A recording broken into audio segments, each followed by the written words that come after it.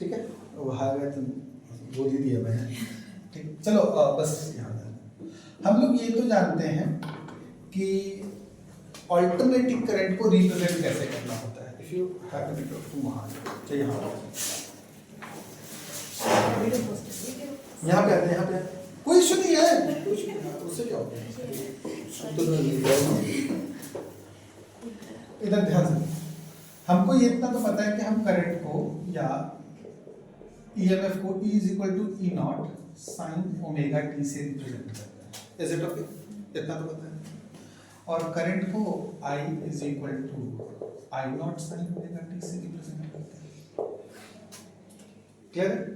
ये इंडिकेट करता है क्या? ये इंडिकेट ये करता है कि चाहे करंट हो या ईएमएफ हो, वो इस टाइप से फ्लक्चुएट करता है। क्लियर? यानी हर 360 डिग्री के बाद वो अपने आप को रिपीट करता है, अपने पाथ को रिट्रेस करता है, जैसा था वैसा। क्लियर? लेकिन यहां से यहां तक जाने में जो टाइम लगा, that time is taken as time period, right? और उस टाइम पीरियड में उसकी अलग अलग वैल्यूज आती हैं। वो 0 से मैक्सिमम 1 तक जाता है, उसके बाद -1 तक जाता है। तो अगर इसका रेंज चेंज कर दिया जाए तो ये +1 से -1 तक फ्लक्चुएट करता है 360 डिग्री के। करेक्ट है? इतनी बात क्लियर हो? यहाँ तक मान लो, ठीक है। अब क्योंकि वो यहां से ऐसे फ्लक्चुएट करता है, वो प्लस भी हो रहा है, वो माइनस भी हो रहा है, तो इसका मतलब उसकी स्टैटिक वैल्यू कुछ भी नहीं है। क्लियर? जबकि इसके अलावा जो हम करंट यूज करते हैं, जिसको हम डायरेक्ट करंट कहते हैं, तो डायरेक्ट करंट में we get the constant value, हमारे को एक कांस्टेंट वैल्यू मिलती है। करेक्ट है ना? डायरेक्ट करंट में we get the constant value. Correct है? ठीक है। तो जो हमारा अल्टरनेटिंग करंट है, वो with respect to direct current कितनी वैल्यू दे रहा है? समझ आ रही मेरी बात? हमारा alternating current with respect to direct current कितनी वैल्यू दे रहा है, कौन सी वैल्यू दे रहा है, that we have to calculate. क्या कहने का मतलब हुआ? कहने का मतलब हुआ ये कि अल्टरनेटिंग करंट में तो वैल्यू फिक्स नहीं है ना, वो तो मैक्सिमम भी जा रहा है, 0 भी हो रहा है, माइनस में भी चला जा रहा है। तो इसके हिसाब से डायरेक्ट करंट की तो वैल्यू फिक्स है कि हाँ ये हो सकता है 40 एम्पीयर चल रहा हो, 30 एम्पीयर चल रहा है। इसकी वैल्यू ये तो कम ज्यादा कम ज्यादा कम ज्यादा कम ज्यादा ऊपर नीचे हो रहा है, तो इसकी वैल्यू कैसे निकाली जाएगी? ठीक है, इसको समझने के लिए आप ऐसे समझ सकते हैं। देखिए बिल्कुल आसान है, बहुत ही आसान है, जहां नहीं समझ में आया बताना। लेट से एक साइकिल 10 सेकंड में कंप्लीट हो रही है हमारी, ठीक है? 1 cycle t is equal to 10 second. Correct? तो फर्स्ट सेकेंड में क्या वैल्यू होगी? लेट से फर्स्ट सेकेंड में वैल्यू है 10। ये वायर है आपका, इस वायर के थ्रू इलेक्ट्रॉन पास हो रहे हैं। जब ज्यादा इलेक्ट्रॉन पास होंगे 1 सेकेंड में तो ज्यादा करंट होगा, जब कम इलेक्ट्रॉन पास होंगे तो कम करंट होगा। ऐसे ही होता है ना? तो मैं आपको यहां से वैल्यू फ्लक्चुएट होती हुई दिखाऊंगा।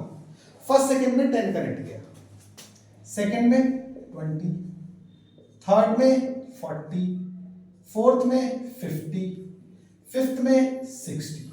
करेक्ट? अब जितना फिफ्थ में गया उतना ही सिक्स्थ में भी जाएगा, 50।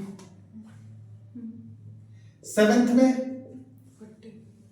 40, सॉरी 60। करेक्ट है? सेवेंथ में, या हम इसको 0 लेके चलते हैं, इसको 0, 10, 20, 30, 40। ठीक है जी? अब यही 40 वाली वैल्यू जो है हमारी यहां पे 30, 20, 10 और 10 पे 0। करेक्ट है?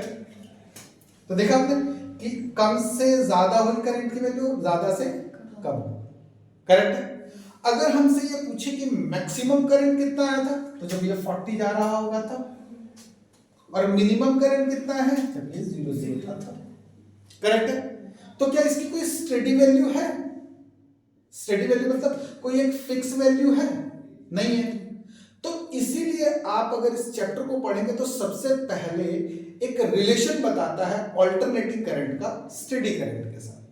बताता है ना व्हाट इज स्टेडी करंट, ठीक है। तो वो डेफिनेशन यहां से क्लियर होगा। ध्यान से देखो, टोटल चार्ज कितना फ्लो हुआ, 4 3 7 7 2 9 9 1 10 100 टोटल कितने देर में, यानी पर सेकेंड, करेक्ट है। तो जो इसकी मैक्सिमम वैल्यू थी लगभग उसका 50% पे वैल्यू आ रही है। आप mean and average value check करें 63 पॉइंट समथिंग आ जाती है आपके पास, करेक्ट है, समझ आ रहे। तो mean and average value of, अब जरा यहां से डेफिनेशन समझने की कोशिश करते हैं कि ये अल्टरनेटिंग करंट था, ठीक है जी। इस अल्टरनेटिंग करंट की पीक वैल्यू I0 40 तक गई है, ये 0 भी था। तो इसका स्टेडी करंट निकालेंगे तो that is 20 charge per second, है ना।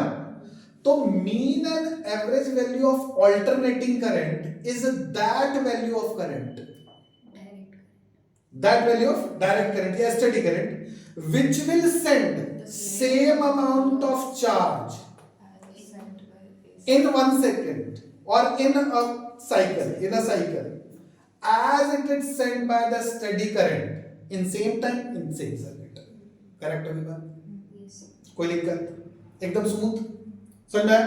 अब दो फॉर्म से इसकी वैल्यू हम निकालते हैं, एक मीन वैल्यू निकाल लेते हैं एवरेज वैल्यू और एक आरएमएस वैल्यू निकाल लेते हैं।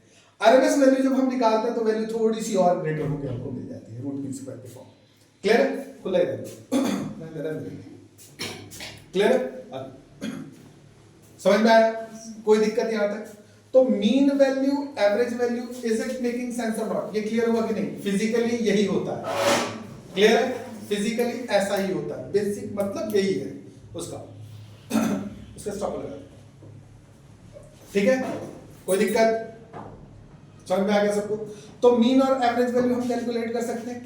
हमें मीन और एवरेज वैल्यू क्यों चाहिए, ताकि हमें ये पता चले कि कॉन्स्टेंटली करंट कितना फ्लो होगा।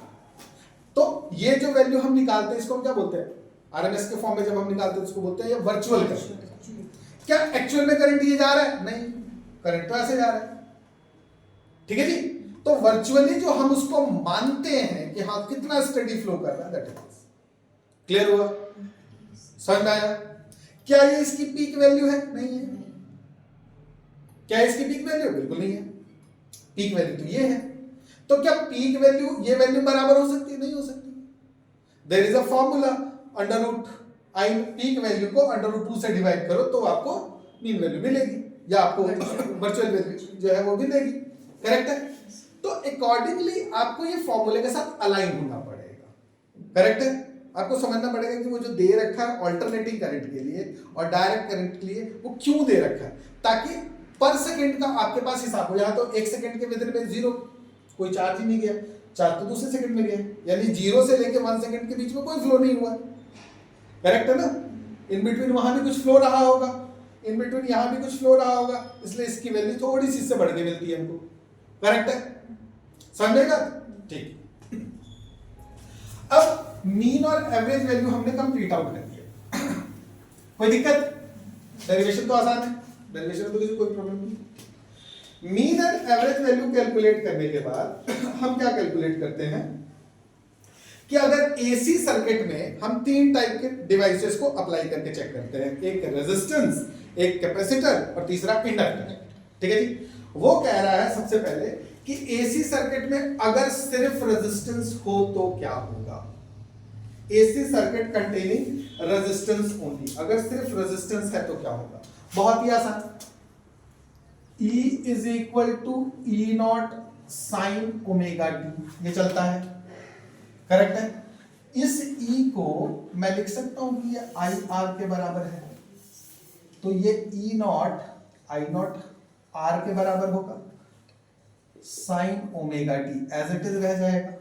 If I deduct R with R, तो I is equal to I naught sin omega t. This implies कि अगर सर्किट में रेजिस्टेंस है, अगर सर्किट में सिर्फ रेजिस्टेंस है और कुछ भी नहीं है, तो जैसे ईएमएफ, जितने एंगल पे ईएमएफ है, जिस पॉइंट पे ईएमएफ है, उसी पॉइंट पे आपका करंट भी है। करेक्ट है? कोई दिक्कत? जिस पॉइंट पे आपका ईएमएफ है उसी पॉइंट पे आपका करंट भी लाई करेगा। डन? क्लियर है?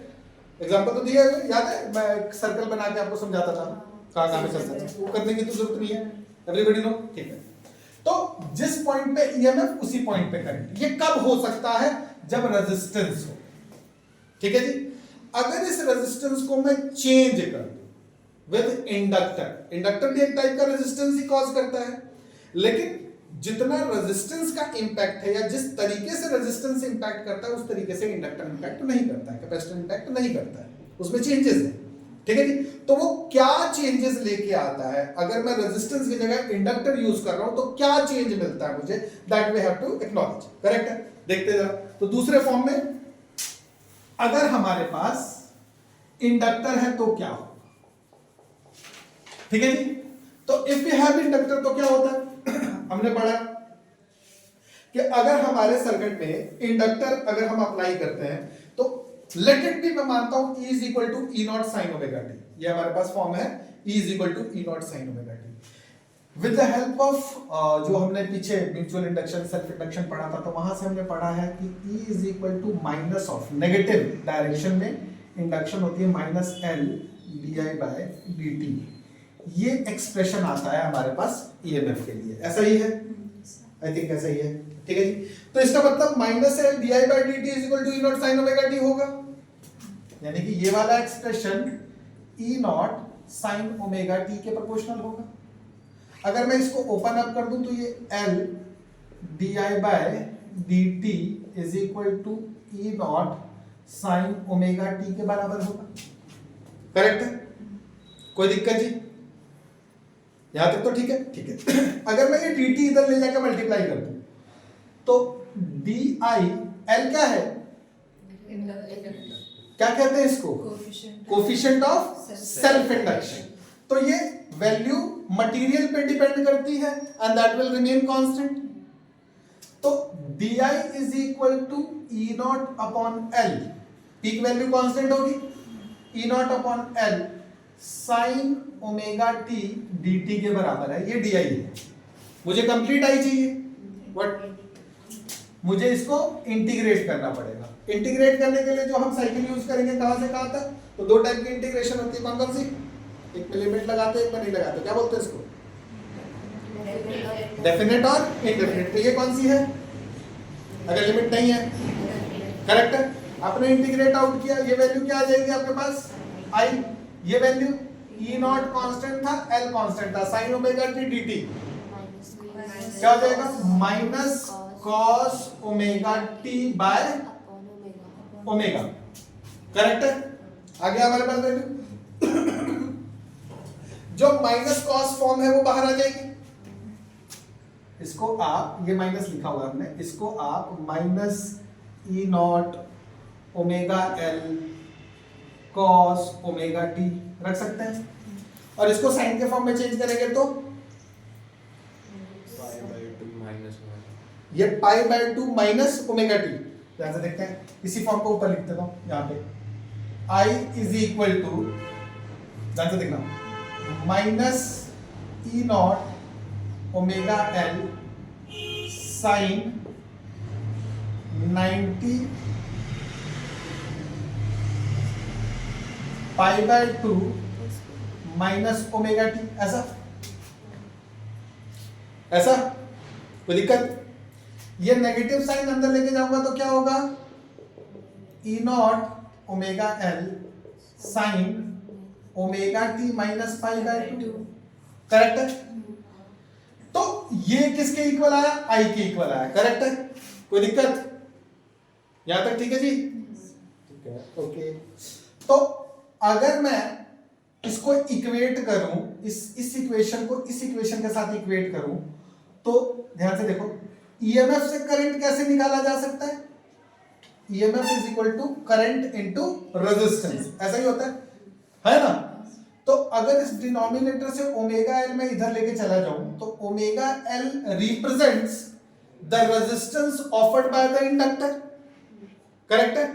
तो let's say I represent XL is the resistance offered by the inductor and that must be equal to omega. एक बात तो ये क्लियर हो गई, XL is the resistance offered by the inductor and that is equal to omega L. कोई दिक्कत यहां तक? ठीक है, ठीक है। उसके बाद अब साइन के फॉर्म में चेक करें तो अगर EMF साइन ओमेगा t था तो EMF अब कहां चेंज हो गया है? अगर मैं ओमेगा L यहां लेके चला जाऊं तो विद रिस्पेक्ट टू करंट ये वैल्यू क्या हो गई? Omega T minus pi by 2। मतलब अगर मैं ग्राफिकली ऐसे चेक करता हूं ग्राफिकली ऐसे, तो विद रिस्पेक्ट टू अगर मैं इसके अकॉर्डिंगली मेरे सर्कल ऐसे घूम रहा है मेरा, ठीक है जी? तो अगर मेरा करंट इस जगह पे है, if I assume current to be at here, तो करंट ओमेगा टी से माइनस पाई बाय 2 यानी कि ये वाली चीज प्लस पाई बाय 2 आगे होगी, यानी this must lie over here. तो यानी कि ईएमएफ यहां होगा अगर करंट यहां होगा इन केस ऑफ इंडक्टर, और दोनों के बीच में 90 का गैप चल रहा है। कोई दिक्कत? ये भी क्लियर हो गया, ठीक है जी? अब दोनों को, रेजिस्टेंस को और इंडक्टर को, दोनों अगर दोनों ही आप यूज कर रहे हैं तो इनका मिला जुला इंपैक्ट आपको दिखेगा, करेक्ट है? दिखेगा ना भाई? तो मान लो कि रेजिस्टेंस के लिए आपने चेक किया था तो करंट और ईएमएफ दोनों सेम डायरेक्शन में, जिस डायरेक्शन में करंट था उसी डायरेक्शन में ईएमएफ भी था। ये करंट है, ये ईएमएफ है। EMF is always greater than current, correct है? क्लियर है? तो ये ईएमएफ और ये करंट ये रेजिस्टेंस के केस में था, ये करंट और ये ईएमएफ ये इंडक्टर के केस में हुआ। तो अगर आप वोल्टेज चेक करें रेजिस्टेंस का और इंडक्टर का, तो इन दोनों का एक अपना वेक्टर बनेगा, यानी कि वो सर्किट जिसमें आप एक रेजिस्टेंस और एक इंडक्टर यूज कर रहे हैं, वो circuit omega T minus pi by 2 से थोड़ा सा कम हो जाएगा, करेक्ट है? It will approach towards current. Current से 90 डिग्री का डिफरेंस नहीं रहेगा, 90 से थोड़ा डिफरेंस कम हो जाएगा। और वो डिफरेंस कितना कम होगा, दैट डिपेंड्स कि आपका रेजिस्टेंस जो है वो कितना ज्यादा है, ठीक है? With respect to inductor resistance कितना ज्यादा है। क्लियर हुई बात? समझ में आ गई बात? यहां तक कोई दिक्कत? अब next, in case of capacitor, capacitor भी रेजिस्टेंस प्रोवाइड करता है ना? अरे करता है कि नहीं करता है? कैपेसिटर चार्ज को स्टोर करता है, चार्ज को स्टोर कर लेगा तो क्या होगा? चार्ज को आगे फ्लो नहीं जाने देगा। चार्ज का फ्लो ना होना यानी करंट नहीं आएगा, और करंट के रास्ते में रुकावट जो है that is called resistance, correct है? तो in case of circuit containing capacitor only, अगर सर्किट में सिर्फ कैपेसिटर है तो क्या होगा? तो हमें पता है is equal to E not sine omega T. जो पोटेंशियल होता है हमारा, ये इसी को पोटेंशियल लेते हैं, that is equal to Q by C, है ना? तो Q by C is equal to E not sine omega T. कोई दिक्कत? इस टर्म को आगे लेके जाओ तो Q is equal to C E not sine omega T. हमें पता है कि D Q bye D T is equal to I होता है, ठीक है जी? तो इसको अगर मैं with respect to time differentiate कर दूं तो it become D Q by D T, और इसको भी मैं with respect to time differentiate कर दूं तो वैल्यू क्या हो जाएगी? जल्दी बताओ। C omega E nought cos omega T, correct है? डन? क्लियर है? अब ये जो टर्म है Q by T, that I can right now I, correct है? तो I is equal to E nought cos omega T, और यहां अपॉन में ओमेगा सी लिख सकता हूं मैं। कोई दिक्कत? Current is equal to EMF upon resistance, cos omega T है। cos ओमेगा टी को if I want to convert it like sine के फॉर्म में, अगर मैं इसको लेके आना चाहता हूं कि विद क्यों साइन में लाना चाहता हूं, there is a reason. Sine में क्यों लाना है, साइन में लाने का पर्पस क्या है? साइन में लाने का पर्पस ये है ताकि हम इक्वेट कर सकें कि अगर ईएमएफ साइन थीटा इतना है तो करंट साइन थीटा के फॉर्म में कितना है। करेक्ट है? समझ में आया? तो ये cos omega t, cos omega T को मैं क्या लिख सकता हूं, जल्दी बताओ। Omega T plus pi by 2, सही है गलत?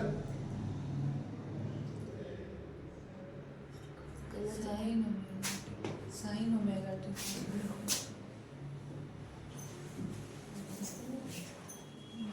अब सही है गलत?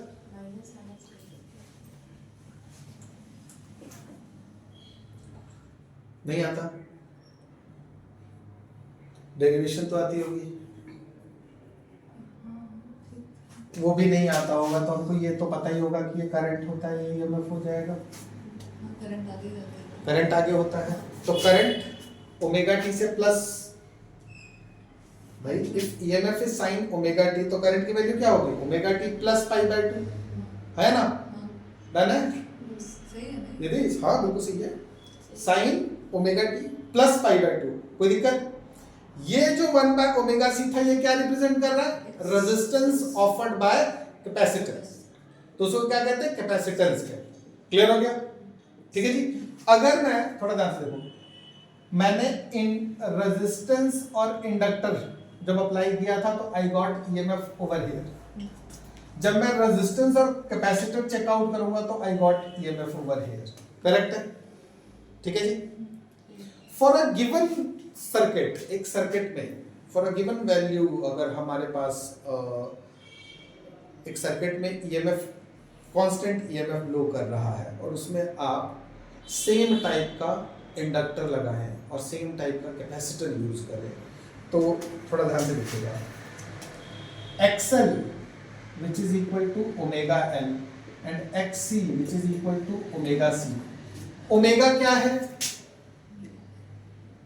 ओमेगा क्या है? ओमेगा है 2 पाई न्यू L और हो जाएगा 2 पाई न्यू C। करेक्ट है? Sir X C 1 by omega C नहीं हाँ, XC 1 बाय ओमेगा C है, सॉरी। ठीक है, करेक्ट है। अब थोड़ा ध्यान से देखिए, विद सिमिलर फ्रीक्वेंसी, अगर फ्रीक्वेंसी बराबर है तो XC की वैल्यू क्या होगी, बहुत कम। जितनी ज्यादा फ्रीक्वेंसी होती जाएगी XC की वैल्यू उतनी ही कम होती जाएगी। करेक्ट है? समझ आ गया? यानी कि कैपेसिटर के वजह से जो रेजिस्टेंस ऑफर होता है एसी सर्किट में वो बहुत कम होता है। करेक्ट है? The resistance offered bye capacitor in alternating circuit is very less in comparison to the resistance offered by inductor। Correct है? तो इंडक्टर क्या करता है, एक तरीके से अल्टरनेटिंग करंट को रोकने का काम करता है, कैपेसिटर फ्लो करवा देता है कि चलो। ठीक है जी। That is why they are used as a filter. एक को रोक लेता है, ये रोक ले रहा है क्योंकि रेजिस्टेंस की वैल्यू ज्यादा हो गई तो करंट रुक जाएगा, और ये इजीली फ्लो होने देगा क्योंकि इसकी वैल्यू बहुत लो होगी। करेक्ट है? समझ आ रही है यार? तो जितने भी आपको अल्टरनेटिंग करंट पे डिवाइसेस एक्ट करते हुए मिलेंगे उसी में आपको कैपेसिटर लगा हुआ मिलेगा, जैसे कि आपके घर का पंखा। करेक्ट है? समझ आ गया? Otherwise it is used only to store high amount of charge. Clear है? वो ब्लॉक कर देगा। डीसी में कैपेसिटर यूज करेगा तो क्या करेगा, वो उसको ब्लॉक कर देगा, रोक लेगा, करंट को आगे जाने नहीं देगा। करेक्ट है? समझ में आ गया? ये पूरा प्रोसेस क्लियर हो गया? तो अगर मैं इंडक्टर, रेजिस्टेंस कैपेसिटर, दोनों डायग्राम क्लियर हो गए। अगर मैं एक सर्किट ले लेता हूं जिसको हम RLC सर्किट बोलते हैं, जिसमें रेजिस्टेंस भी है, इंडक्टर भी है और कैपेसिटर भी है, तो RLC सर्किट का क्या इंपैक्ट होगा उसको समझते हैं थोड़ा सा। ठीक है जी। तो रेजिस्टेंस के लिए here it is, this is the voltage due to resistance, this is the current due to resistance. Correct है? अगर मैं इसी को करंट मानूं, सिर्फ करंट, और इस करंट के कारण रेजिस्टेंस की वैल्यू फ्लक्चुएट हो रही है, तो हमने करंट की वैल्यू को कांस्टेंट रखा। Current multiply by resistance is equal to voltage, voltage due to resistance. Current multiply by the resistance offered by inductor is equal to voltage, तो this will be the voltage due to inductor, correct है। And the current में और inductor में 90 degree का gap, correct है। Voltage lead कर रहा है करंट को विद 90 डिग्री, वोल्टेज आगे चल रहा है, करेक्ट है। एंड केस ऑफ कैपेसिटर क्या होगा, वोल्टेज पीछे होगा, करंट लीड कर रहा होगा। तो यहां पे जो वैल्यू आएगी that value comes out to be VC, correct है। 99% चांसेस है या 99% VL is greater than VC, तो इस क्वाड्रेंट में आपकी वैल्यू बन जाएगी। और अगर VC is greater then VL तो इस क्वाड्रेंट में, जो कि नहीं होता है, ठीक है जी, जो कि पॉसिबल नहीं है। क्यों नहीं है, क्योंकि गिवन फ्रीक्वेंसी पे इसकी वैल्यू बहुत लो हो जाएगी। एक ही करंट पे चेक कर रहे होगे ना, तो करंट की अपनी एक फ्रीक्वेंसी है। कौन सी फ्रीक्वेंसी है करंट की, I is equal to I0 sine omega t, current इस फ्रीक्वेंसी पे चल रहा है, तो वो फ्रीक्वेंसी इस पे भी लगेगी, इस पे भी लगेगी। अब इस पे वो फ्रीक्वेंसी मल्टीप्लाई हो रही है और इस पे वो डिवाइड हो रही है, तो obviously the voltage offer by capacitor is far low in comparison to the voltage offer by inductor. Clear हुई बात, ठीक है जी। अब आप इसको चेकआउट की, तो वेक्टर में एक ऊपर जा रहा है, एक नीचे जा रहा है, तो माइनस कर लिया, तो this become VL minus VC, correct है। This is the net voltage. अब ये नीचे वाला खत्म हो चुका है, राइट। एक वोल्टेज ये है और एक वोल्टेज ये है, in which direction is going to get clear, तो ये आपका हो जाएगा, ताकि पैरेललोग्राम लॉ ऑफ वेक्टर के अकॉर्डिंगली आपका रिजल्टेंट सेट आउट हो पाए। क्लियर है। And the angle with it going to make that is phi, and इसको क्या बोलते हैं, कौन सा है, क्या होता है ये एंगल, ये जो इंपेडेंस ट्रायंगल, तो this triangle is known as impedance triangle, ठीक है। और when it is known as impedance triangle, जब इस वैल्यू को हम करंट से डिवाइड कर देते हैं, ठीक है। ये जो है that is utilized in the form of power, लेकिन ये पावर फैक्टर पीछे जाकर यूटिलाइज होगा। ये आपका, ये ध्यान से, अब आप जो नोटेशन लिखेंगे वो क्या लिखेंगे, ध्यान से देखो, तो I is equal to I0 sine omega t था आपके पास, ठीक है जी। अब जो मीन आपके पास जो EMF की वैल्यू आई, वो वैल्यू E0 साइन फाई पे डील कर रही होगी, ठीक है जी। तो ये ओमेगा टी था, ये तो ओमेगा टी प्लस फाई हो जाएगा, it's not phi, it is sine omega T plus phi, correct है। Omega T plus phi, correct है, ठीक है। और ये यहां से ये शो हो रहा है कि EMF अभी भी लीड कर रही है with angle phi with current, correct है, समझ में आया। तो दिस इज RLC सर्किट, कोई दिक्कत, कोई मुश्किल, ठीक है। अब यहाँ पे 3-4 चीजें वो लोग आपको निकाल के दिखाते हैं। क्या इंपेडेंस ट्रायंगल में cos फाई निकालते हैं ना, तो देखो पावर फैक्टर जो अभी बोला था ना, व्हाट इज पावर फैक्टर, तो power factor is cos phi.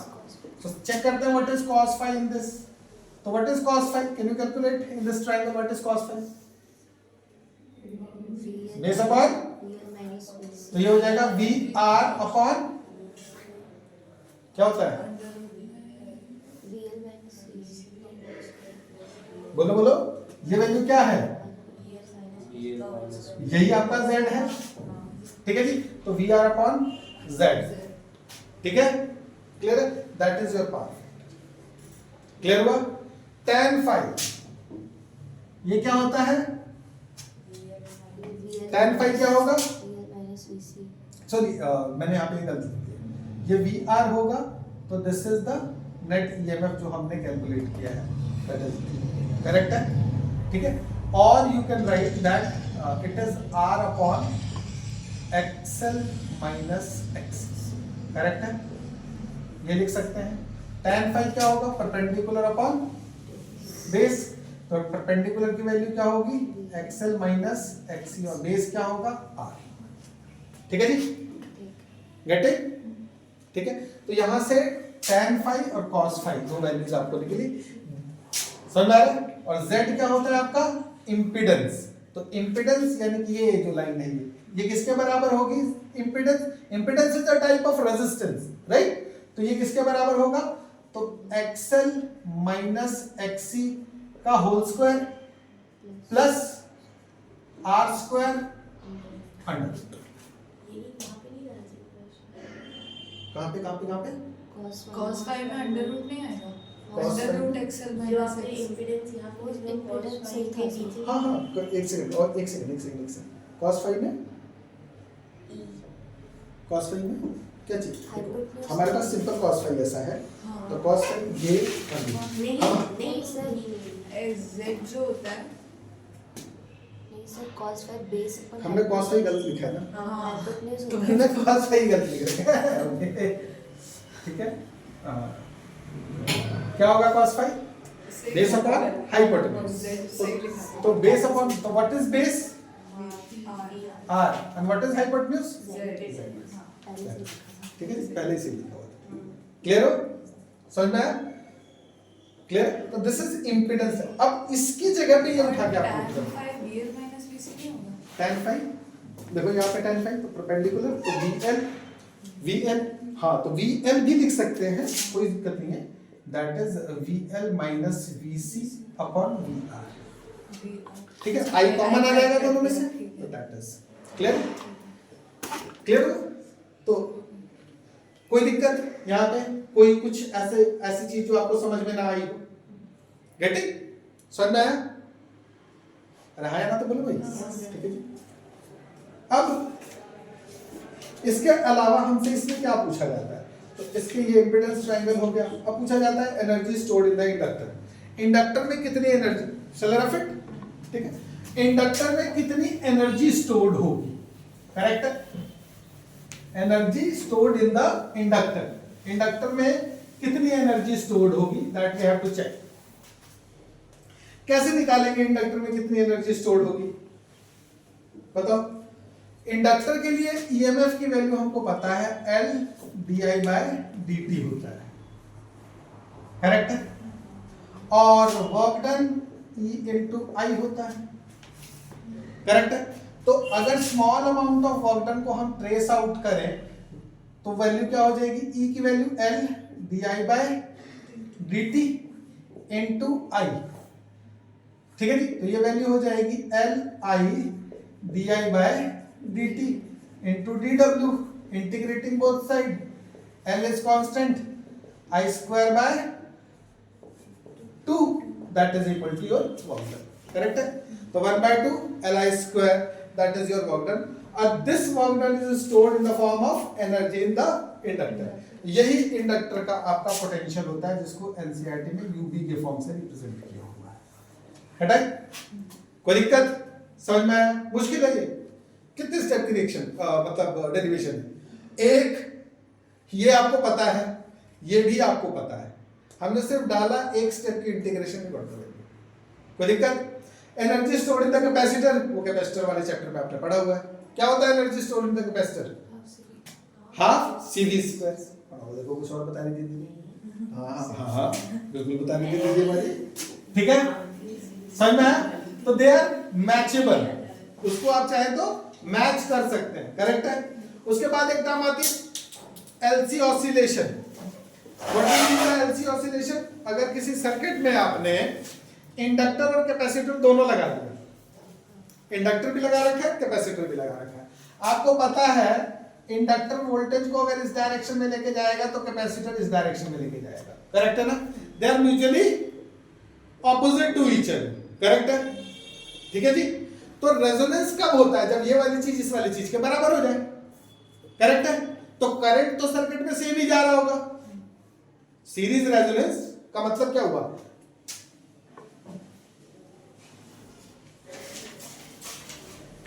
Current same जा रहा है ठीक है जी। इससे रेजिस्टेंस जो ऑफर हुआ वो कुछ अलग इससे रेजिस्टेंस जो ऑफर हुआ कुछ अलग इसके वजह से इसकी वोल्टेज कुछ अलग इसकी वोल्टेज कुछ अलग ऐसा ही होगा। समझ पा रहे नहीं पा रहे करंट तो सेम ही जा रहा है कोई दिक्कत जी है ना ठीक है।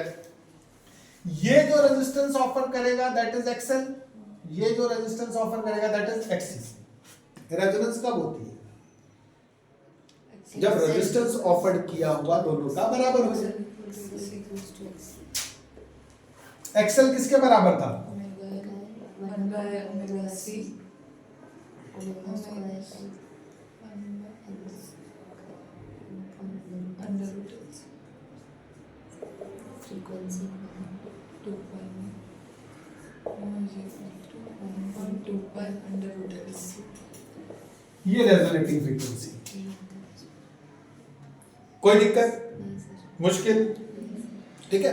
पैरेलल में रेजिस्टेंस पैरेलल में कैसे ऐड होते हैं? 1/1 उसके फॉर्म में ऐड कर लो, फिर again you are going to get same. मुश्किल? मुश्किल? कोई ऐसा बालक जिसको समझ में ना आया हो? मैंने कुछ ऐसा पढ़ा दिया है, ठीक है। जो जो चीज है ना उसको पैटर्न बेस्ड लेना शुरू कीजिए आप। पैटर्न बेस्ड का मतलब जो भी आप पढ़ रहे हैं उसको try to arrange them systematically.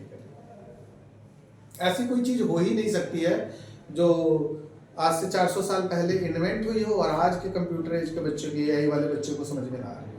और अगर वो समझ में नहीं आ रही ना तो समझाने वाले में कहीं ना कहीं प्रॉब्लम। अगर मैं पढ़ा रहा हूँ नहीं समझ में आ रहा तो ऑब्वियस ही बात है कि तुमको इस वजह से नहीं समझ में आ रही है कि वो इतना डिफिकल्ट है, वो इस वजह से समझ में नहीं आ रही क्योंकि कहीं ना कहीं हमारे में ही थोड़ा सा जो, और ऐसा है बकायदा है कि जो बता रहा है उसको क्लैरिटी नहीं है तो दूसरों को क्लैरिटी नहीं मिलेगी, ठीक है। तो आध्यात्मिक ज्ञान में भगवान प्रेमानंद जी समझाते हैं कि गुरु है, उसने कह दिया, चाहे उसको नॉलेज है कि नहीं है, तुमने मान लिया कि गुरु ने कहा है, वो मेरे गुरु और वो तो सत्य ही है, आप उस पर कीजिए, आपको मोक्ष मिल जाएगा। है मोक्ष मिल जाएगा, गुरु है, गुरु ने कह दिया। लेकिन चेला वैसा होना चाहिए ना कि उसको सही मान के वो काम करे। वो एआई में चेला क्या करता है, यूट्यूब खोलता है और इस वाला और उस वाले की वीडियो देख रहा है, ठीक है, ठीक है जी। तो फिर तो थोड़ा सा दिक्कत है, ठीक है जी। और वो भी लगे हुए हैं, वो आदमी जो खुद देखो कहना नहीं चाहिए, qualification wise I am greater than, ठीक है। तो आदमी ने अपनी पढ़ाई कंप्लीट नहीं की, छोड़ के चला आया, वो दुनिया को बढ़ा रहा है। इससे ऊपर भविष्य क्या हो सकता है भारत का, ठीक है जी। और जगत गुरु हम ही को बनना है, ठीक है। और मेरा तो मानना है कि भाई उस देश को जगत गुरु बनने से कोई नहीं रोक सकता जिस देश के जेल में गुरु लोग बंद हैं, ठीक है ना। तो लगभग हमारा देश जगत गुरु बनने के आउटर पे खड़ा है। एक संपत सरल करके है, बड़े अच्छे पोएट हैं, बड़े शानदार पोएट, व्यंग करते हैं वो। उन्होंने बोला कि मोदी जी जब आए थे तो मोदी जी ने कहा था कि मैं हर हाथ को काम दूंगा। नहीं आ गया उसे टॉपिक नहीं सर, भूल गया था। हर हाथ को काम दूंगा। हर हाथ को काम दूंगा, फिर यूट्यूब पे बच्चे सेंटेंस कंप्लीट हाँ, तो बेसिकली ऐसी बात है, बकायदा ऐसी बात है कि उन्होंने बोला था संपत सरल ने। अब मैं क्लैरिटी से बता देता हूँ कि संपत सरल ने कहा था कि मोदी जी जब आए थे चुनाव जीत के, तो मोदी जी ने कहा था कि मैं हर हाथ को काम दूंगा, और 2016 में जियो फ्री करवा के उन्होंने हर हाथ को काम दिया, ठीक है जी। हर अंगूठे को काम दिया, ठीक है जी। आज का युवा बेरोजगार नहीं है। मोदी जी ने लगभग आधे युवाओं को तो यूट्यूबर बना रखा है। और वो काम किसके लिए कर रहे हैं? साहब के लिए। टेक्निकली मामला ठीक चल रहा है, हर हाथ को काम है, ठीक है। जहां पे जो आदमी छाती ठोक के ये कहता है कि मैं पढ़ा लिखा नहीं हूं, मोदी जी कहते हैं ना मैं ज्यादा पढ़ा लिखा आदमी नहीं हूं, योगी जी कहते हैं मैं भी ज्यादा पढ़ा लिखा नहीं हूं, और भी बहुत सारे नेता ज्यादा पढ़े लिखे नहीं हैं, और वो एजुकेशन पॉलिसी डिजाइन कर रहे हैं, ठीक है जी। बहुत अच्छे शायर थे, उन्होंने कहा था बर्बाद गुलिस्तां करने को जब एक ही उल्लू काफी था, हर शाख पे उल्लू बैठा है, अंजाम गुलिस्तां क्या होगा। मॉरल समझ में आया तुम लोगों को? अगर गुलशन को खराब करना है उसके लिए एक ही उल्लू मोर देन सफिशिएंट। यहाँ तो हर टहनी पे एक ही उल्लू बैठा हुआ है, ठीक है जी। What is the ultimate result of that गुलिस्तां? India is not for beginners. और यही कारण है कि क्यों लोग यहाँ से चले जा रहे हैं बाहर, यही कारण है, यही कारण है, ठीक है। हो सकता है कि वो कुछ अच्छा कर रहे हो, हम नहीं देख पा रहे हो, हम हमारी दिव्य दृष्टि वो नहीं समझ पा रही है। चले एवरेज पावर, अब पावर की बात करते हैं। तो power associated with resistor, inductor, capacitor and then RLC. Power, तो पावर का फॉर्मूला कितना आसान है, आई इंटू ई होता है भाई। चलो जी, रेजिस्टेंस, इंडक्टर और कैपेसिटर। रेजिस्टेंस के केस में आपको पता था आई का फॉर्मूला क्या था, तो हम जाओ बोलो किसका? आई का I know साइन ओमेगा।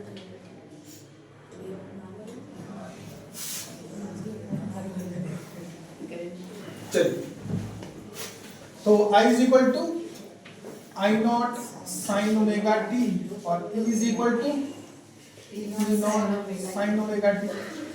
तो मल्टीप्लाई करके निकालने का है, निकाल सकते हैं क्या?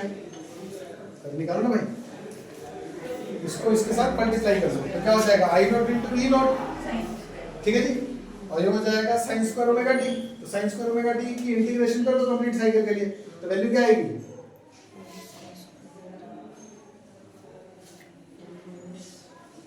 साइन स्क्वायर ओमेगा टी की इंटीग्रेशन बताई जाती है 1 minus cos 2 omega T upon 2। गलत है सर। 1 माइनस कॉस 2 कैसे गलत हो जाएगा भाई? गलत नहीं हो सकता, ठीक है जी। साइन, इसको मल्टीप्लाई करेंगे तो P is equal to I not E not sine square omega t, यही है आपके पास, ठीक है। यहाँ तक कोई दिक्कत? पावर क्या होता है? dw by dt I not E not sine square omega T. तो dw is equal to I not E not sine square omega T dt, integrating both side 0 to t, 0 से w, ये हो गया w I not E nought, इसकी value 1 minus cos 2 omega T by 2 करके इसकी integration करनी पड़ेगी, correct है? दिक्कत में कोई कमी? ठीक है। अब आई नॉट ई नॉट ये हो जाएगा 1/2, बाहर ले ले, टी बाई टू आता है। t/2 आएगा ना, 1/2 का t/2 जाता है। अरे मैंने सिर्फ ये 2 बाहर लिया, इंटीग्रेशन तो अभी किया ही नहीं थी। इंटीग्रेट करके सर टी बाई अभी- टू होता है, हाँ? इंटीग्रेट करके टी बाई टू आता है। कौन से निकालना? भाई मैंने साइन स्क्वायर ओमेगा टी को 1 माइनस कॉस 2 ओमेगा 2 बाय, मैं पूरे के इंटीग्रेशन का काम करती हूँ। ठीक है, मैं तो सिर्फ ये बता रहा हूँ साइन स्क्वायर ओमेगा टी को 1 minus cos 2 omega T by 2 लिख सकते हैं, कोई दिक्कत? इसमें से 2 बाहर निकाल सकते हैं, कोई दिक्कत? अब ये बचा 1 minus cos 2 omega, Yes, sir. ये 1 माइनस कॉस 2 ओमेगा को थोड़ा सा फ्रैक्शन में ले लेते हैं, ये हो जाएगा dt 0 से t minus cos 2 omega t dt 0 से t। कंप्लीट साइकिल के लिए cos थीटा की वैल्यू 0 हो जाती है, क्यों? एक वैल्यू प्लस आएगी, एक माइनस आएगी, एवरेज 0 हो जाएगा, करेक्ट है। ये dt का t बचेगा, आया ना? कोई दिक्कत? तो ये वैल्यू हो जाएगी I not E nought 2 into T is equal to W. T था इधर लेके आ जाओ, टी था इधर लेके आ जाओ, तो करते हैं W by t is equal to I naught under root 2 E naught under root 2, power is equal to I V E we.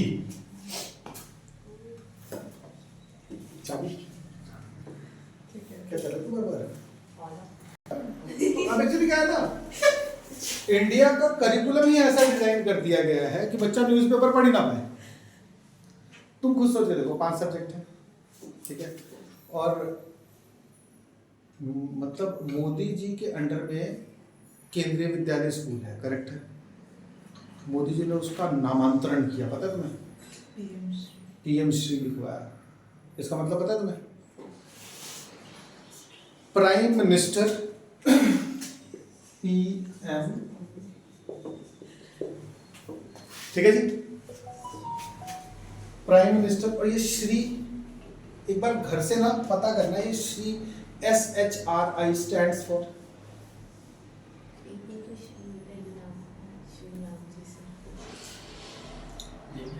हाँ बताओ क्या है? नहीं मुझे तो पता है, मैं तो चाहता हूँ तुमको पता लगे विद रेफरेंस गूगल। गूगल से आज बड़ा, आज के डेट में कोई टीचर है ही नहीं, ठीक है जी, सही बात है। गूगल से बड़ा कोई टीचर है नहीं है, ठीक है। Everybody Jagat Guru, school for rising India. हाँ आ गया। तो देखो prime minister schools for rising India, ऐसा है, बहुत बढ़िया, बहुत शानदार। इस prime minister school for rising India में टीचर बच्चों के एडवांसमेंट के लिए एक्स्ट्रा क्लास लेते हैं, करेक्ट है ना? मेरा मानना ये है कि अगर मैं कोई होमवर्क तुम्हें देता हूं कि बेटा ये क्वेश्चन पेपर दिया मैंने कि 3 घंटे में कर लो, तुम बहुत मेहनती हो, तुमने कहा नहीं सर हम इसे 6 घंटे में करेंगे एक्स्ट्रा टाइम लगा के, तो तुम कैपेबल हुए कि इनकैपेबल हुए? ठीक है।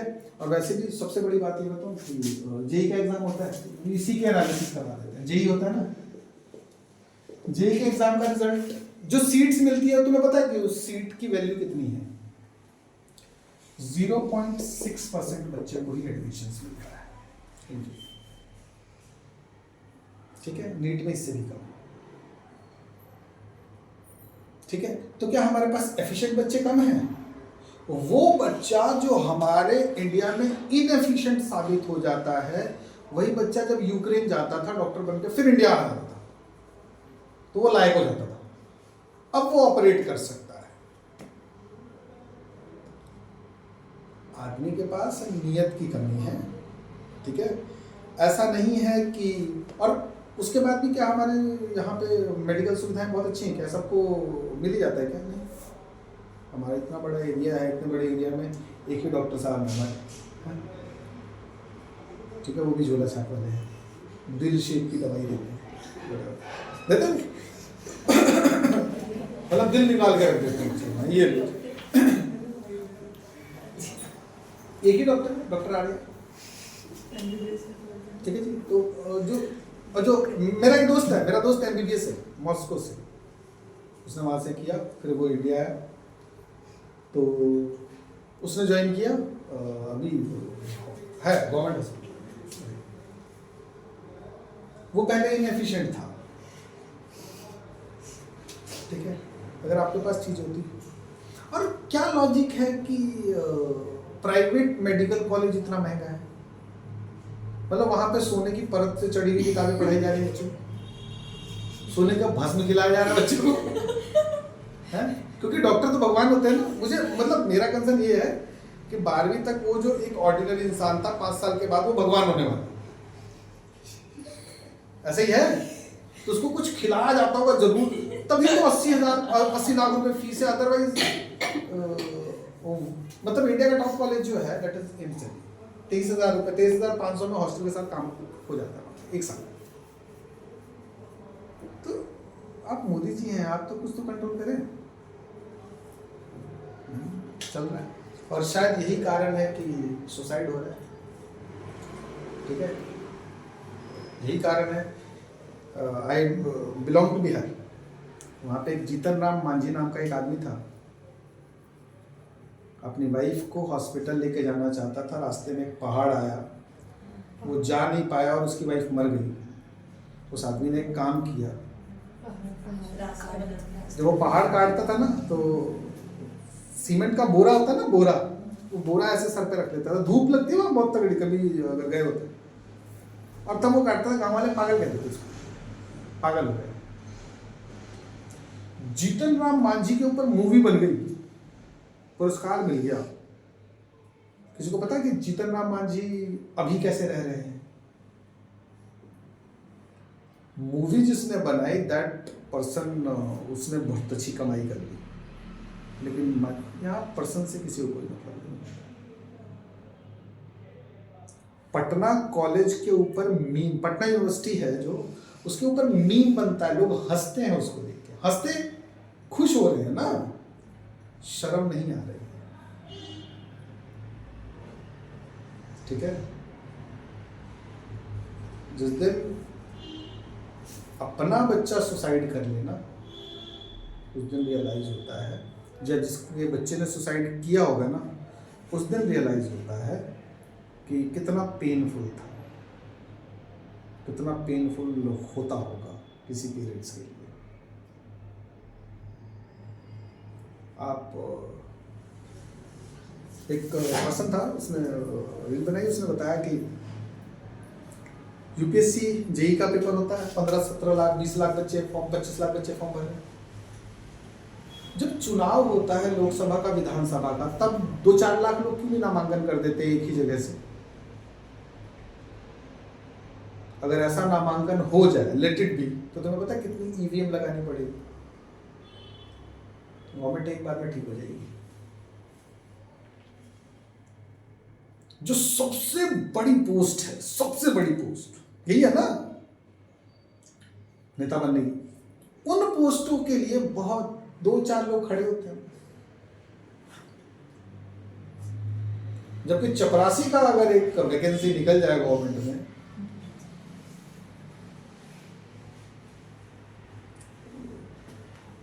बहरहाल जो भी है कि दुखदाई तो है ही है।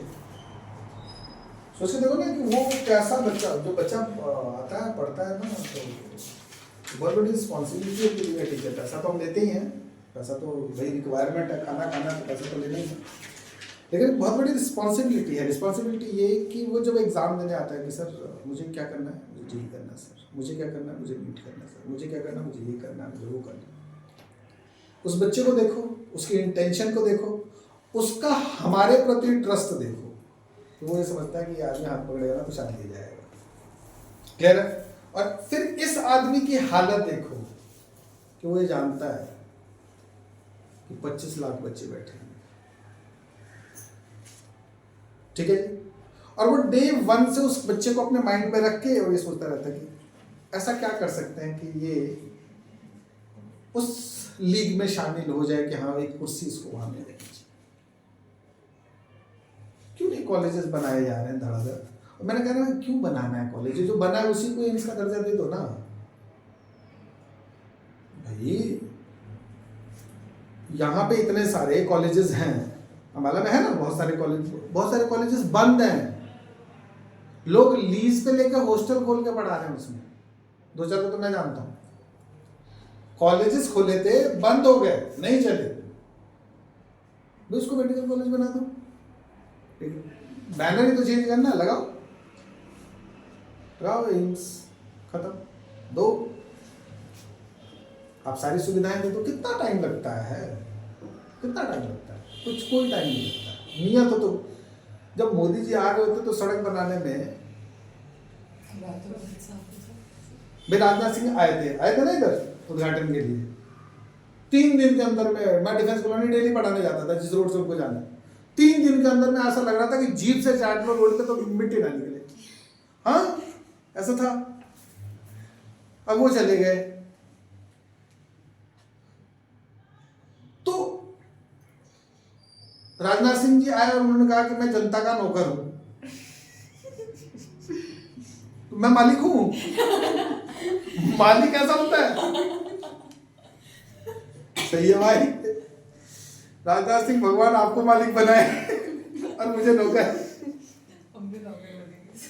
ठीक है, सबसे बड़ी बात यह है कि जो नौकर होता है, पता नहीं नौकर रहते रहते रईस हो जाता है वो, सारी पावर उसी है नौकर, लेकिन ठाट उसके मालिक से भी ऊपर है भाई। मतलब ये कौन सा नौकर है जो आता है तो मालिक लोग साइड हो जाते हैं? ये कौन सा नौकर है?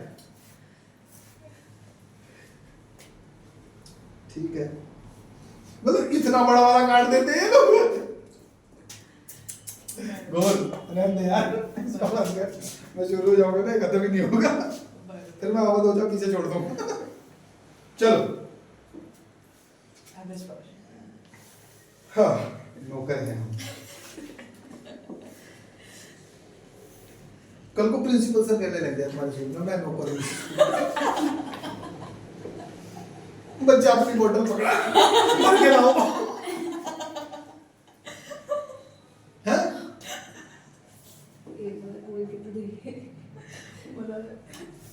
मैंने कहो यार नहीं यार मैं नौकर नहीं हूँ, मैं ही मालिक हूँ, तुम राजा चुन रहे हो। नौकर तो नहीं, और राजा वो नहीं है, राजा तो मालिक है। राजा ने तो बिठाया होगा, हाँ ये मैनेज करो थोड़ा। चलो average power with inductor, inductor के साथ एवरेज पावर। तो एक चीज ध्यान रखिएगा कि रेजिस्टेंस के साथ एवरेज पावर आता है EV IV. Inductor pure inductor अगर होगा तो एवरेज पावर की वैल्यू 0 हो जाती है। आपको कुछ नहीं करना है, इंटीग्रेट करना भाई, I nought I equal to I not sine omega T equal to U nought sine जो है। और आपको पता है कि इंडक्टर के केस में वोल्टेज 90 डिग्री लीड करती है, आगे होती है, तो omega T plus pi by 2 हो जाएगा। दोनों को आपको इक्वेट करना है, इंटीग्रेट तक लेके जाना और लिखना है, the integration value is going to get 0 value, hence the average power dissipation in pure inductor is 0। अच्छा प्योर इंडक्टर जो हमारा होता है और प्योर रेजिस्टेंस वाले सर्किट को नॉन इंडक्टिव भी बोलते हैं, क्लियर है? ये भी तो अब याद होना चाहिए। एक लड़का था पेपर लिख के आया तो कह रहा सर नॉन इंडक्टिव था तो आंसर 0 निकाल आया हूँ, इंडक्टर का यही तो होता है। मैं कहा अच्छा ये तो खेल रहे मेरे पास, नॉन इंडक्टिव लिख रहे, समझ गया सर कि इंडक्टर के बारे में ही पूछ रहे, ऐसा नहीं समझना है। ये सब जो मिरेकल्स हुए इसलिए बता देता हूँ कि ये सब ध्यान रखना, ठीक है? उसके बाद average power for capacitor again it is going to be 0। Average power for जो है हमारे पास आरएलसी सर्किट और इंडक्टिव सर्किट, इसके लिए जो वैल्यू आपको निकालनी है तो वहां पे आर और एल, तो cos फाई वाला टर्म आ जाएगा omega t cos phi omega T plus phi, और वो नहीं पता I is equal to I not sine omega t ऐसे चल रहा था, और E is equal to E not sine omega T plus phi से डिनोट नहीं किया था मैंने, थोड़ा सा ऊपर चला गया था ना, अरे